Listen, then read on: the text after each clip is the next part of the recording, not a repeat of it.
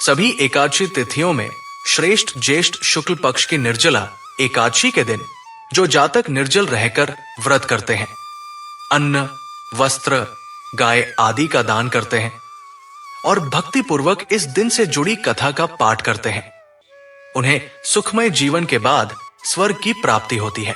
ये बात है महाभारत युग की। एक बार महर्षि व्यास जी भीम से कहने लगे कि हे पांडुपुत्र, यदि तुम नरक के दुख भोगने से बचना चाहते हो और जीवन के पश्चात मोक्ष पाना चाहते हो, तो तुम्हें हर मास की दोनों एकादशी तिथियों पर भगवान विष्णु का पूजन, दान व उपवास करना चाहिए। ये सुनकर भीमसेन नरक में जाने के नाम से भयभीत हो गए और व्यास जी से कहने लगे कि हे पितामह, भ्राता युधिष्ठिर, माता कुंती, द्रौपदी, अर्जुन, नकुल और सहदेव आदि सब एकादशी के व्रत का पालन करते हैं। मैं भी पूजन, दान आदि तो कर सकता हूं, परंतु समस्या यह है कि मैं अधिक समय तक भोजन किए बिना नहीं रह सकता, क्योंकि मेरे पेट में वृक नामक अग्नि है, जिसके कारण एक समय का भी अन्न त्याग करना कठिन है।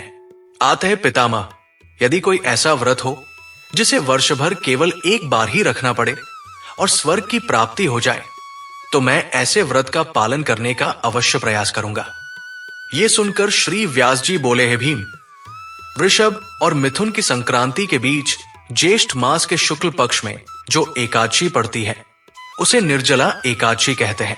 ये एकादशी वर्ष भर में एक ही बार आती है, इसलिए तुम इसी व्रत का पालन करो।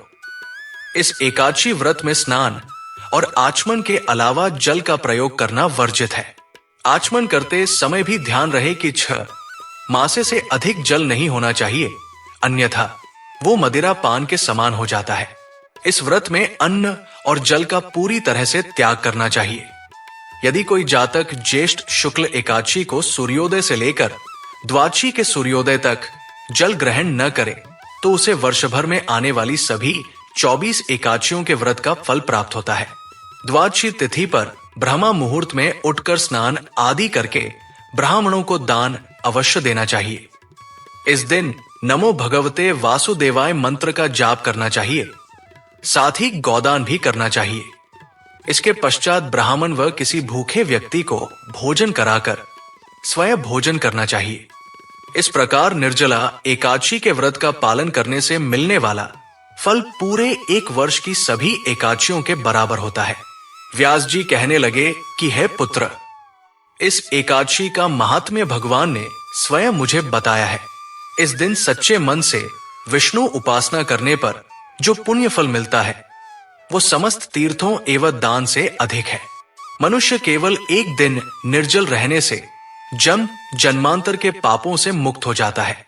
जो जातक निर्जला एकादशी का व्रत करते हैं, उनकी मृत्यु के समय उन्हें यमदूत की यातनाएं नहीं सहन करनी पड़ती, बल्कि भगवान के दूत उन्हें पुष्पक विमान में बिठाकर स्वर्ग को ले जाते हैं।